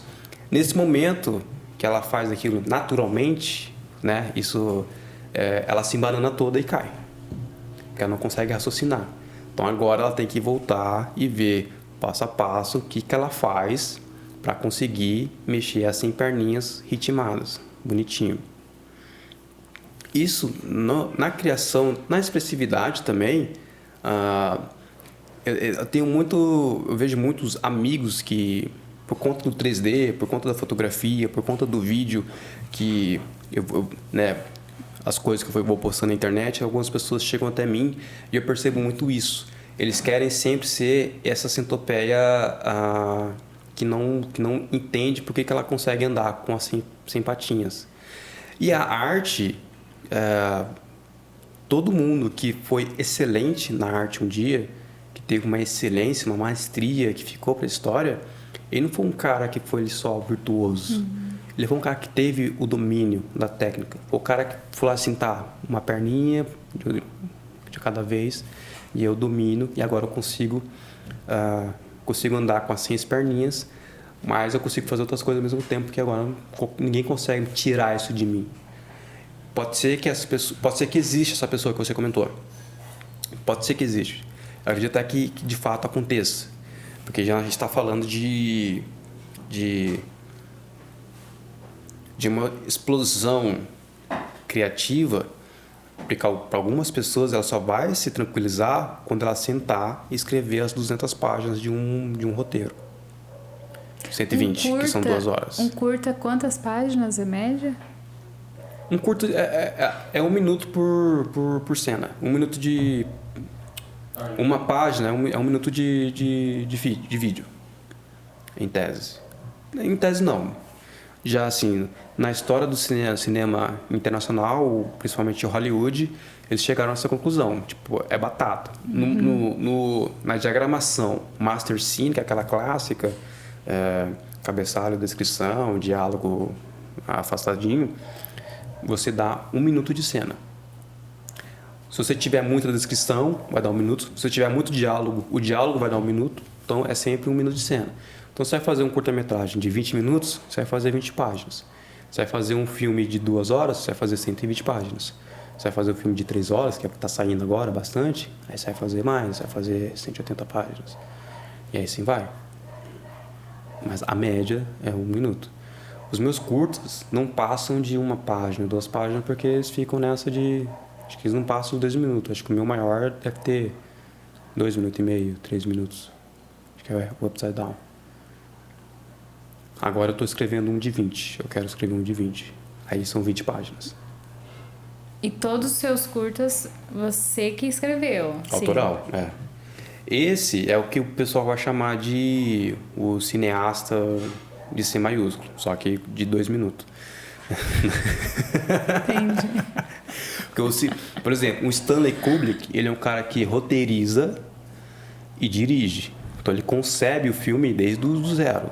Ele concebeu a fotografia, ele concebeu o roteiro, ele concebeu a atuação dos atores, ele dirigiu os atores, não dava muita liberdade para os atores, era até meio escroto nesse sentido. Esses atores da velha guarda eram meio escrotos. Então esses são os caras cineastas, assim. O pessoal fala que é o cara que roteiriza e dirige, concebe o filme como um todo. Mas é relativo, enfim. Porque eu tô falando disso, eu me perdi. Você assistiu aquele da Bárbara Paz, do marido dela, que também era cineasta e morreu? Como que era o nome dela? Ai, gente, como que era o nome do marido? Eu não sou muito do tipo... Eu não sou cinéfilo. Eu não sou de quem assiste muito. É nacional, sabe a atriz Bárbara Paz? Ai, procura. Sei, tá. O nome. Agora eu vou ter que lembrar o nome do homem. Do homem. Pra eu... que, assim, assiste... que eu achei assim muito, muito rico. E eu assisti justo na época que eu tava consumindo o conteúdo da pode falar o nome dela? Quem? Da mulher lá que faz os vídeos? Pode, a gente vai estar dando ibope só pra ela, né? Pode, dá nada não, da Bad Boys. E assim... Inclusive eu acho massa o trabalho dela. Que ela tá fazendo de difusão desse conhecimento de roteiro. Ajuda muito, faz parte, depois que a gente aborda isso, da questão da economia audiovisual. que é a parte da criação. Tem que saber criar. Se você não ensinar as pessoas a criarem, você não tem essa economia, que a base está na criação. E ela trazer esse conteúdo para a internet, tipo, é um avanço enorme, porque esse é o tipo de conhecimento que no Brasil, principalmente, que o cineasta, é muito esqueci o termo. Hector, isso. Babenco. Ele eu já ouvi falar, mas eu não cheguei a assistir. Então, ele... Nossa, o cineasta brasileiro que são só. muito elitistas. O cineasta brasileiro é muito elitista. Então, ele não quer transmitir esse conhecimento para as pessoas. Eles não querem falar para você que se você tiver o seu filme pronto, você consegue subir o seu filme na Prime Video pelo site Prime Video Direct, que é só criar uma conta como você cria no YouTube e você sobe o seu filme lá, você pode ganhar em cima do seu filme. Só que o seu filme tem que ser bom, porque as pessoas têm que assistir, você vai ganhar por minutos de visualização. Eu vejo o pessoal no grupo de cinema, por exemplo, que eles tentam vender esses serviços. Tipo, de criar a conta, né? Assim, não fala. É só criar a conta no Prime Video Direct que você tem acesso à plataforma, você pode subir o seu conteúdo lá. Basta ter os direitos autorais de tudo, né? Direito de autor, fotografia, enfim, tudo mais, música, tudo lá. Mas você tendo o filme pronto, você sobe lá e divulga. Você já consegue faturar em cima do seu filme. Só que você tem que ter o filme, né? Que é a parte mais difícil, inclusive. O que eu estava falando é que eu vejo no artista brasileiro ele querer muito ser esse cara intuitivo. Não, eu não quero perder minha intuitividade. Mas é essa história da centopeia. A sua intuitividade, você aprender a técnica, você dominar a técnica de você criar, não é perder a sua intuitividade, é você potencializar a sua intuitividade. E você não ficar dependendo dela. Você ficar dependendo da sua intuitividade, você tem que esperar ela vir. E é o que a própria Bea fala, tipo, roteirista tem que bater cartão. Tipo, você tem que escrever 10 páginas por semana e 10 páginas por semana você tem que entregar. Se você não tiver o domínio da técnica, você não faz. Não tem jeito. Só que mesmo assim, roteiro. Se você for fazer assim, vou fazer um roteiro, um longa-metragem. Muita gente fala isso, vou fazer um roteiro, um longa-metragem, isso aqui, blá, blá, blá. Você até pode ter a capacidade de criar, mesmo sem ter estudado, porque você já assistiu vários filmes. Ao assistir vários filmes, você vai ter esse domínio. Porque você já pegou ali. Você aprendeu na prática. Então é capaz que você consiga escrever. Mas aí, o que se recomenda-se é que você tenha a disciplina de parar todo dia para escrever, porque mesmo um longa-metragem, para ficar bom, e você ter esse produto na mão, para você vender no mercado, e a galera tá louca para ter roteiro, para comprar roteiro, você leva, média, 1 ano e meio, você focado nisso. Essa informação eu trago de um livro americano que eu estou lendo, que, inclusive, é um livro que só está em inglês. Você vê como o brasileiro não enxerga o cinema como um mercado de fato. Você não tem um livro traduzindo em português sobre o mercado, sobre o negócio de cinema. E o livro se chama The Movie Business Book. É a coisa mais tonta, assim. Na hora que eu parei para pesquisar, será que tem um livro sobre negócio de cinema americano?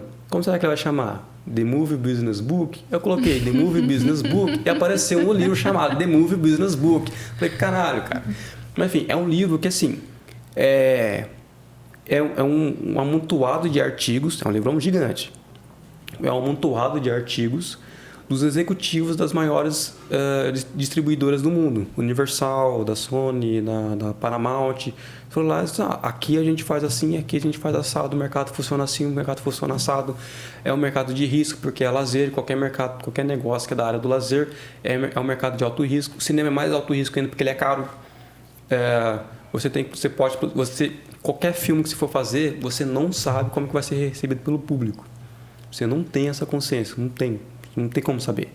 Mesmo se você for a Marvel, que já tem ali uma receitinha de bolo, que já tem ali tudo bonitinho, ela pode sair fora das expectativas dela. Pode ser que, beleza, como ela faz em cima de personagens que já são consolidados, e ela chama uma galera que sabe fazer o rolê certinho, que vai fazer o filme bonitinho, vai fazer o arroz com feijão top, então o retorno ali é quase certo. Mas mesmo assim, você já tem filmes lá que, pelo amor de Deus, você já fala que isso aqui é horrível. E aí não vai na bilheteria. E esse é que eles falam, que tipo, você não tem como saber como que o filme... Tem a fórmula, né? Tem a fórmula, porque assim, você vai analisando o que deu certo, só que mesmo com a fórmula, não tem como saber, porque a variável é muito grande. Que envolve... envolve o momento que a sociedade está passando, porque assim, quem vai bancar o filme é a sociedade, é quem vai no cinema pagar o bilhete. Então envolve muito o que a sociedade está passando. Por exemplo, em época de eleição, os conteúdos majoritários do YouTube é tudo sobre eleição, é tudo sobre esquerda e direita. Porque a esquerda fez isso, porque a direita fez aquilo, que a esquerda fez isso, que a direita fez aquilo. É o momento que a sociedade está vivendo. E quando você vai fazer um filme, eu já falei, o roteiro é 1 ano e meio para ser feito. Depois do roteiro feito, você tem a produção, que também é mais 1 ano e meio de produção. Depois da produção, tem a pós-produção, que é a montagem, que também é mais ali meio ano. Depois de tudo isso, você tem que imaginar quando que é o melhor lançamento que o público vai aceitar de forma certinha, o que é mais também ali uns 6 meses. Se eu não me engano, acho que o último Top Gun do Tom Cruise estava pronto desde antes da pandemia. Ele segurou todo esse tempo para lançar depois da pandemia, depois do negócio, porque ele sabia que era um filme para ser lançado no cinema. Então, tem todas essas variáveis que ele levar em conta. Uma coisa que pode dar errado, pode ser do controle, e aí o filme flopa, não porque ele é ruim, mas porque a situação de mercado não foi no momento certo. Entendi. E você tem vontade de escrever um longa? Eu vi que você já falou que tem, né? Eu tenho essa vontade. Prazo, isso? Eu tenho essa vontade, mas o que eu vi? É porque aquela coisa de ser muito do contra, qual que seria o ideal para quem trabalha com audiovisual? Que tem o meu amigo aqui que pode confirmar essa situação comigo. Uma vez que você chega num certo limite, porque o interior é mais casamento e aniversário. Comercial, raramente você vai fazer um comercial. Se for fazer, é uma galera que vai te pagar, não vai pagar legal, porque a empresa que sabe trabalhar com agência e contratar, fazer comercial, vai contratar a produtora da capital. Dificilmente vai contratar a produtora daqui. Porque status, porque eu contratei a produtora da capital, porque foi mais caro, não sei o quê. Enfim, tem várias variáveis. Em Paraguaçu não tem. Assis tem. Que faz filme mesmo, de comercial. Mas é uma, na região. Nem Marília tem. Sério? E vai ter em Londrina. Só que Londrina já tem um polo cinematográfico. Então lá já é um pouco mais evoluído. Por exemplo, Marília, tipo Assis, Marília, todo mundo contrata o diretor de fotografia de Londrina. É o mesmo cara, tá todos os filmes. O cara que faz comercial em Assis, que faz comercial em Marília, contrata o mesmo cara que é o Craveiro lá. Porque ele tem a câmera de cinema, ele tem um olhar mais de cinema, ele sempre esteve envolvido com cinema e tudo mais, então vai tudo nele. Enfim, o normal é eu pegar daqui e ir para a capital, ir para São Paulo, ou, no meu caso, que eu comecei com 3D, eu ainda teria que ir para o Canadá, Toronto, especificamente. Porque no Canadá, em Toronto, tem isenção de imposto para estúdios cinematográficos. Aí os estúdios de pós-produção e efeitos visuais se instalaram tudo em Toronto, no Canadá. Foi uma estratégia até bem inteligente, porque nisso os filmes começam a ser filmados no Canadá. Então você começa a conhecer o Canadá através dos filmes. Isso gera um desejo, tipo, eu gostei daquele filme, foi filmado no Canadá, então eu vou lá ver o Canadá, já que eu vou viajar. E isso concentrou os artistas todos em Toronto, lá no Canadá. Então, se eu quisesse seguir a carreira do 3D e se eu quisesse ser um cara muito foda no 3D, essa parte, eu acredito que eu teria essa condição, se eu focasse nisso, eu teria essa condição de chegar num nível bem legal, eu teria que ir para lá, eu teria que ir para fora, enfim. Mas não, eu não queria ir para fora, eu quero ficar aqui, eu quero fazer isso aqui na minha região. Por quê? Porque eu também senti falta de ter um um mercado um pouco mais desenvolvido para mim, quando eu comecei. Tem artistas 3D que começaram na mesma época que eu, que por estar no Rio de Janeiro, o primeiro emprego, o primeiro estágio dele foi em um grande estúdio internacional. Entendi. Então, assim, o desenvolvimento que esse cara teve é muito mais elaborado, ele tem muito mais vantagem do que eu, nesse sentido. Eu também não teria condições, tipo, sair daqui para São Paulo, estudar 3D. Na época nem existia graduação, as coisas complicam um pouco. É uma especialização? Hoje tem graduação. Hoje tem graduação. Mas é que assim, em termos de ciências, em termos de academia, a computação gráfica ela é um braço da ciência da computação.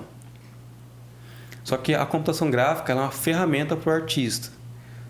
E não existe hoje, no Brasil, pelo menos, uma graduação para te formar, até existe, mas não existia na época, uma graduação que te forma um cara técnico nas ciências da computação e um cara artístico, um cara com feeling artístico, que estudou a composição, cores e tudo mais. Enfim, eu quero fazer isso aqui. Por isso, essa minha jornada em estudar a economia audiovisual. O que eu estou vendo? Eu ainda quero fazer os meus filmes, eu ainda quero fazer os meus curtas-metragens, eu ainda quero ter os meus longas sendo vendidos, sendo assistidos pelos públicos, pelas pessoas, mas eu percebo que eu preciso dar um passo atrás e construir esse cenário aqui primeiro. Porque eu também quero ver o cenário acontecendo. Não quero só eu fazer o filme, beleza, legal, show, vou me aposentar aqui, vou tentar me aposentar, porque sem um cenário, sem um mercado, o negócio não gira. E valeu, falou. Fora isso, que qualquer coisa que eu for fazer aqui na região, a probabilidade de eu pegar alguém e ele se especializar comigo e vazar é grande. Então eu tenho que criar esse mercado aqui se eu quiser ficar aqui. Então eu voltei muito mais meus estudos para a economia audiovisual, justamente pensando, mas assim, Hollywood não existia antes de 1900. Ela foi construída por pessoas. Isso significa que eu consigo construir isso aqui também. É só entender como que foi feito lá. Alguém teve que fazer. Alguém tem que começar, né? Alguém teve que começar. Alguém teve que fazer. Claro que esse alguém também não é alguém que... vou lá fazer um mercado de cinema. Tem que estudar. E é o que eu estou fazendo. Estou estudando, estou aprimorando. E isso abriu muito a minha cabeça para o mercado em si, do audiovisual. O Prosa Fora, ele é uma pecinha nesse jogo. Ele é uma pecinha para que eu possa construir esse cenário aqui. Tanto que ele está sendo estruturado em termos de produção, exibição, mercado e tudo mais. Ele está sendo estruturado como um projeto mais de televisão, mais serializado. Eu não vejo o Prosa Fora muito como um podcast, eu vejo ele mais como um talk show, que está sendo exibido na internet. Então, eu quero fazer os longa-metragens, eu tenho as minhas ideias de longa-metragem, que eu estou escrevendo. As ideias são... eu entrei nessa porque as ideias vinham, mas eu percebi que eu tenho essa missão antes, de ajudar a construir esse cenário. E eu percebi que esse caminho não é pelo governo. A gente tem que encontrar esse mercado pelo próprio mercado. É eu aqui produzindo, você aqui assistindo. Eu aqui gastando para produzir, você pagando para assistir. Se não existir essa simbiose entre realizador e consumidor e espectador, não teremos um mercado. Aí esquece, não vai funcionar. Agora tem que ter todo mundo alinhado com esse pensamento. Se ficar todo mundo com essa não, eu sou artista, eu tenho que me expressar, não sei o quê, eu não posso cobrar pela minha arte. Aí não adianta, não vai rolar. É o cara que fica nessa, mas depois fica correndo atrás do governo para poder conseguir alguma chance. Não vai funcionar, cara. Não vai funcionar porque o negócio é político. É nem questão de esquerda ou direita. Se a gente pegar quando o Bolsonaro foi eleito, nós tínhamos um cenário cinematográfico brasileiro totalmente dependente da Ancine. Totalmente dependente da Ancine. Sem o aval da Ancine, não existia o cinema nacional. Entrou o Bolsonaro...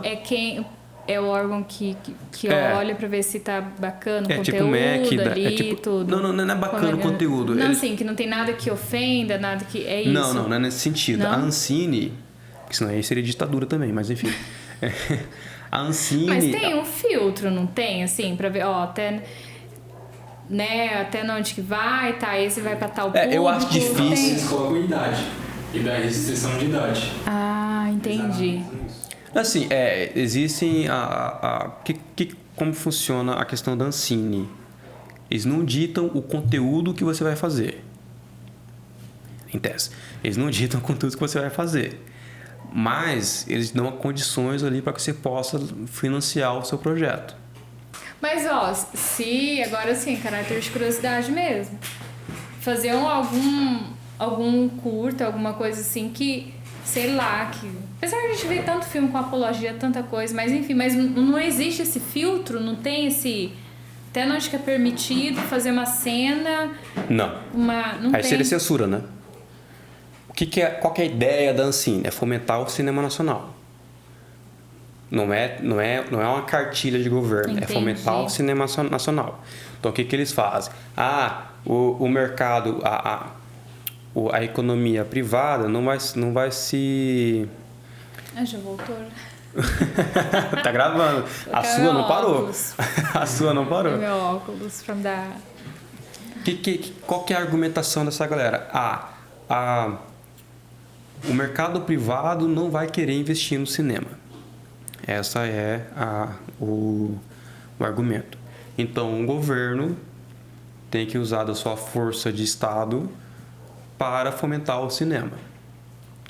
E nisso, o que eles fazem? Eles liberam, você inscreve o seu projeto na Ancine, eles liberam você a captar recursos, você vai nas empresas e essas empresas patrocinam o seu projeto abatendo o imposto de renda. Então, o Estado deixa de arrecadar imposto de renda, para mim, imposto é roubo, então dane-se. Mas ela deixa de arrecadar esses 4%, até 4%. E aí você passa a financiar o seu filme a partir disso. Você financia o seu filme com esses patrocínios. Claro que isso depois virou moeda de troca. As grandes acabou que só as estatais é quem patrocinavam mais. E essas estatais, a equipe de marketing, acabava olhando qual que é a vantagem que ela teria em patrocinar esse filme, né? Mesmo sendo parte do imposto de renda que ela deveria pagar para o governo, ela tenta tirar um proveito disso no marketing, que eu não acho errado. Eu acho maneiro, que eu acho... o problema, o que eu acho, tá mais embaixo. Enfim, o que aconteceu é que o cinema nacional estava 100% nisso. Você não tinha um mercado privado de cinema. Toda a produção passava por esse escopo. Então, você tinha que apresentar o projeto na Ancine, a Ancine tinha que autorizar. Você autorizando, você tinha que chegar nas empresas, as empresas tinham que dar lá dos seus 4% que ela poderia, acho que no ano, poderia investir nesses projetos, ela dá uma quantia ali para você. Tanto é exatamente por isso que elas iam nas grandes empresas, porque as 4% de uma grande empresa é uma graninha legal. 4% de uma pequena empresa não paga nem o almoço do casting em um dia. E o mercado ficou todo nisso. Ficou preso nisso. Se desenvolveu em torno disso. Entrou o Bolsonaro com outra mentalidade, cortou a Ancine completamente, morreu o cinema, morreu a indústria. Morreu todo mundo. Só privado agora? Que só... Reduziu bastante. Porque aí não sei dizer porquê, não vou conseguir fazer essa avaliação, mas por algum motivo, digamos assim, apenas uma vertente política, de pensamento político, é que abraçou essa ideia. Então, a gente teve uma hegemonia de pensamento, uma hegemonia ideológica, política em volta desse cinema, que é normalmente conhecido como esquerda, mas o esquerda e a direita ele é muito relativo. Vamos limitar a isso. Uma corrente ideológica política dominou esse cenário. O Bolsonaro, sendo de um cenário oposto, via isso como um problema. Então ele entrou e reduziu bastante. Primeiro ele cortou geral, cortou, assim, acabou a brincadeira. Mas aí depois voltou com algumas restrições a mais, então você não consegue mais, tipo, grandes artistas já não conseguem mais pegar muito Lei Rouanet e por aí vai. Deu uma remexida lá, voltou, mas voltou aos poucos. A Luísa Mel. Luísa Mel é a Laika brincando com a Polly, relaxa. Eles estão ainda na pega-patinha. A Polly é muito. É filhote e a Laika já é idosa já. Apenas um probleminha familiar ali entre dogs. É só isso. É só um probleminha de ciúmes, relaxa. Esses editais, então, vêm da Ancine? Ancine. Entendi.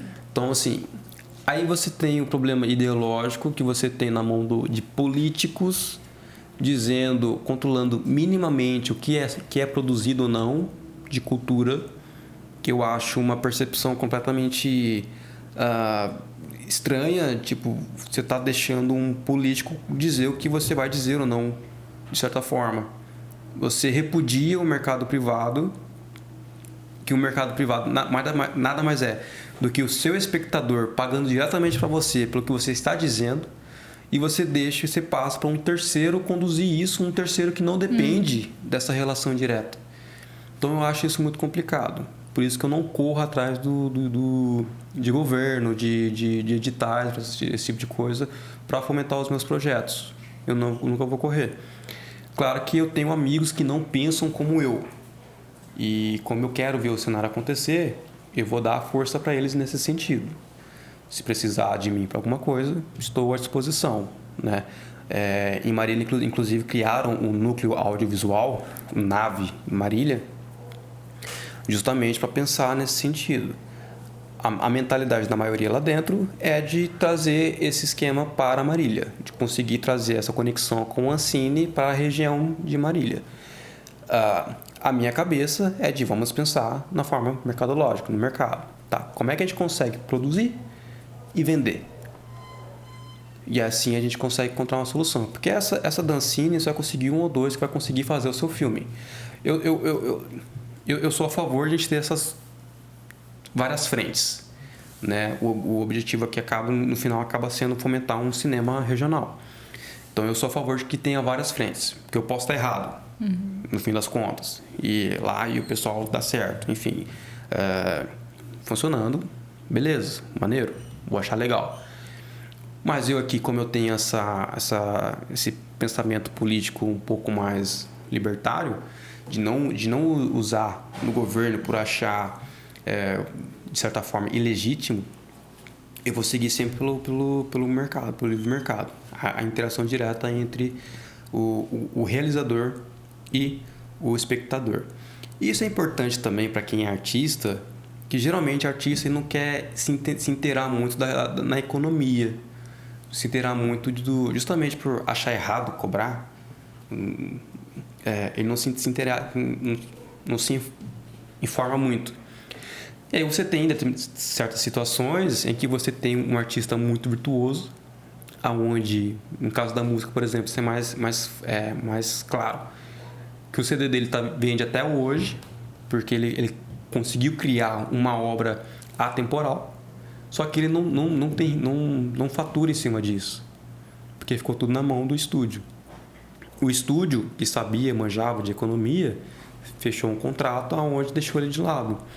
Esse é um ponto que acontece muito no cinema, que é exatamente isso. Os estúdios, principalmente principalmente os americanos, eles contratam os artistas para conceber aquele produto audiovisual, ou seja, saiu da cabeça dessas pessoas e eles pagavam bem, mas pagavam uma vez só. Só que esse filme, uma vez que ele faz sucesso, ele é temporal, ele continua rendendo ao longo do tempo. É o que eu sempre falo da cauda longa. Quando você lança um produto no mercado, ele estoura, ele fatura bastante. Depois ele cai, porque quando ele é novidade. Quando ele cai, ele parece que ele zera, por causa da queda brusca. Mas se você dá zoom e aproximar bastante, você vai ver que ele fica uma caudinha, que a gente chama de cauda longa. Ele fica essa cauda longa. Essa cauda longa significa que ao longo do tempo ele continua faturando. talvez um único filme faturando esse pouquinho ao longo do tempo não te garanta uma aposentadoria. Mas se você fizer 5, 10, se trabalhar em 20, pode ser que você não dirija os 15, mas você trabalhou como montador em um, você foi o diretor de arte em outro. Você consegue, enfim, você vai trabalhando em vários projetos e você vai acumulando essa cauda longa e, querendo ou não, no fim da sua aposentadoria, você está lá recebendo essa renda passiva. E é isso que eu quero criar aqui na região. Não só na região, mas no cinema nacional. É essa forma de todo o escopo criativo. No cinema a gente divide, a gente tem o acima da linha e o abaixo da linha. O acima da linha é essa equipe criativa. É quem contribui para conceber o filme artisticamente. Sai da cabeça delas. E você tem uma abaixo da linha, que é a galera que vai mão na massa. Vai puxar cabo, vai posicionar o cenário, enfim. Vai parafusar parede e por aí vai. E aí você tem que pagar mesmo, pagar bem, né, para poder você ter uma indústria movimentando. Pode me chamar. Aí a galera, essa galera acima da linha, aí eu vejo eles, todo mundo, como sócios do filme. Então eles merecem também receber, desfrutar desse faturamento a longo prazo. Essa é uma coisa que eu acho injusto. Em qualquer produto audiovisual. Você tem, mesmo que é um canal no YouTube, que é só o cara que é o criador de conteúdo, o editor de vídeo, para mim o editor de vídeo ele merece um royalties pelo menos dos AdSense, de alguma coisa ali do que é faturado. O audiovisual dificilmente é né? É difícil, igual você produz o 3D. É só você? 3D é? Opa. Não, mas assim, você depende do contexto também. Existem, né? Os One Man Band, aquele cara. Filmmaker, faz tudo um pouco. Videomaker. Filmmaker. O filmmaker está mais próximo do cineasta americano. O videomaker é o cinematógrafo. Jargões do meio. Mas num filme... Enfim, existe o cara a banda de um cara só. Existem essas pessoas. O vlogueiro é esse cara. Ele escreve, liga a câmera, fala com a câmera, depois edita, depois sobe. O que acontece é que devido à demanda, você tem que poder entregar e produzir, você não vai dar conta de fazer isso. Então você começa a agregar. Ou entregar com excelência também, né? Você quer aumentar mais a qualidade e tudo mais. E assim vai. Mas dá para fazer sozinho, mas não é recomendado. Se você quiser ter... se quer de forma recorrente e crescer, aí você tem que agregar a equipe. Você tem que agregar time. 3D também. Eu já tô no ponto que eu deveria começar a agregar a equipe. Mas 3D é complicado você juntar... Primeiro é complicado você vender o 3D, porque é caro. E depois é complicado você juntar essa equipe. Você montar uma equipe. Eu acho muito louco. Meu irmão esse dia estava fazendo roupinha para os personagens do jogo. Naqueles negócios de robozinho, assim, sabe? Como que pode? Como que a cabeça funciona? Mas é aplicativo, você utiliza... Igual a Flor, que eu fiquei encantada do último curta seu. Daquele momento da Flor que você falou que foi computadorizado. Não foi. Não? Você perguntou, eu falei que não. Não, você falou que na hora que a pétala cai... Não. As bolinhas que vem no peito dela é computadorizado. A pétala não, a pétala é produção. Entendi. O que a gente aprende estudando pós-produção é que você tem que fazer o máximo possível na produção. Porque existe uma diferença muito grande, porque assim, você está fotografando a cena. Então você tem que posicionar todos os objetos que você quer na cena. O que você quer fazer no filme tem que estar no set. A Rosa estava ali então. A Rosa estava ali. Ela caiu. A gente resolveu arrancando ela, deixando mal encaixado e de longe a gente assoprava. Então a gente deixou a câmera gravada, a gente assoprou e aí ela caiu. Ou você teria, se você esqueceu de colocar a Rosa ali em cena, então, aí você teria a opção em colocar uma... É esse raciocínio? Não sei se estou falando besteira, né? Esse é o problema desse raciocínio.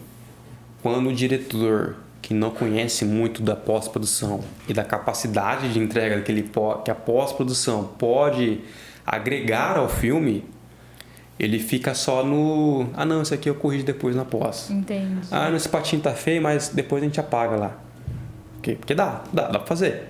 Só que pensa, a gente tá gravando aqui, sei lá, quase 2 horas. Imagina eu pagar 2 horas desse patinho na cena. É um custo de pós-produção que só de eu arrancar aqui na produção eu já resolvi esse problema. Entendeu? Deixa eu devolver o patinho aqui. Por favor. Meu patinho com intervenção artística exclusiva. 2 horas já de prosa? Acho que é. Nossa senhora, hein? Dá pra ver aí, se vê onde que tá. Se dá 3, dá 2 horas. Nossa. A conversa foi pra um rumo muito sério. Eu não tava preparada. Não. Vamos cantar? Hello, my baby. Não, Hello, my amor de honey. Deus. Hello, my don't know why. Não, ó...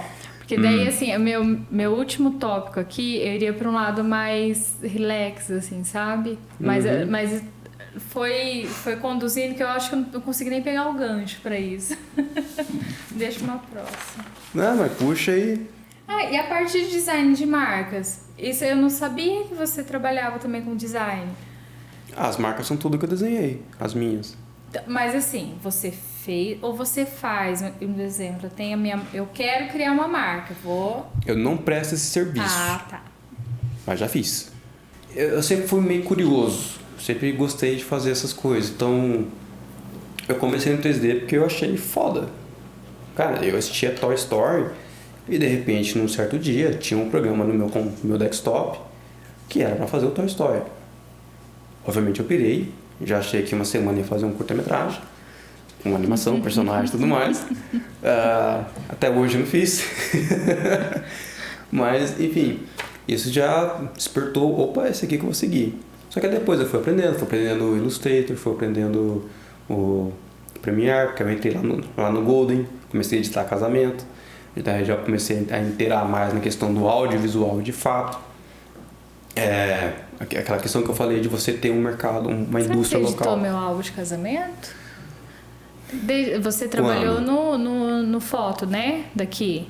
No Golden Photo, mas eu trabalhei de 12, final de 11 até 14, 13. Abril de 2013. Não, já não tava mais lá. Não. Saí no começo da faculdade. Eu entrei na faculdade, fiquei 1 ano, depois saí. E você mexia com edição de... Casamento. De casamento. Eu filmava e editava. Eu tenho traumas porque na época eu tava começando a sair. Eu sempre fui muito introvertido. Aí meus amigos começaram a sair, eu queria sair com os amigos só pra ficar lá me imaginando dançando na balada.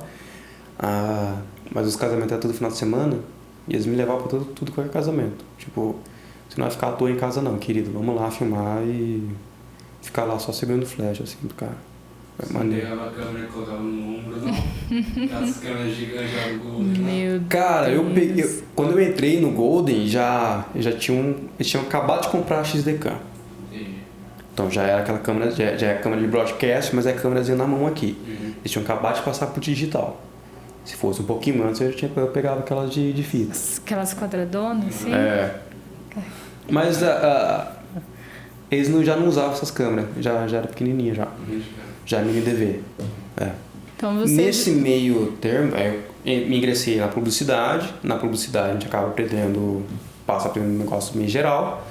E aí, na curiosidade, eu sou muito do desafio. Se eu conseguir fazer, eu vou querer fazer. E o desenho de marca pra mim era um desafio. Aí eu comecei a fazer as marcas. Se pegar a minha primeira logo, deixa eu ver se eu acho. Pra você ver. Mas então você já passou por todas as vertentes, digamos assim, do audiovisual? Já fiz pós, já tive que ser esse cara que corrige problema de filmagem e tudo mais. Então já deu uma passada. Agora eu tô mais nessa de beleza. Agora tem que ser um gestor da produção audiovisual para poder construir um cenário. Mas na questão da logomarca, depois eu fui fazendo as minhas, eu fiz todas. Mas aqui em Paraguaçu tem a Caminhos Eternos, por exemplo, foi eu que fiz. Que fica na Galdino ali. Claro, é desenho meu. Mas foi essa passagem. Eu dei essa passada aí porque... É possível você falar qual que você mais gosta dessas vertentes, assim, se é longa, curta, o 3D, se é a parte de... Voltando o começo da nossa conversa sobre introspecção, extrospecção, extrovertido, e que isso na realidade é muito mais questão de se achar o local onde você se sente, se identifique. Eu posso dizer para você que esse local, essa energia que eu consigo soltar para fora, é o set de filmagem, mas não é qualquer set de filmagem, é o meu set de filmagem. É o meu roteiro, é o meu filme, é a minha produção, é a minha equipe, os atores ali. Eu senti isso no primeiro, com Rose. Foi a primeira produção. Foi uma equipe, né? Foi equipe. Juntei família, juntei todo mundo. A gente passou a noite gravando. Não foi, digamos, equipe qualificada, foi tudo amigo e familiar. Mas foi a primeira produção que a gente fez certinho. Planejado, roteiro. Fez em uma semana, mas enfim, fez certinho.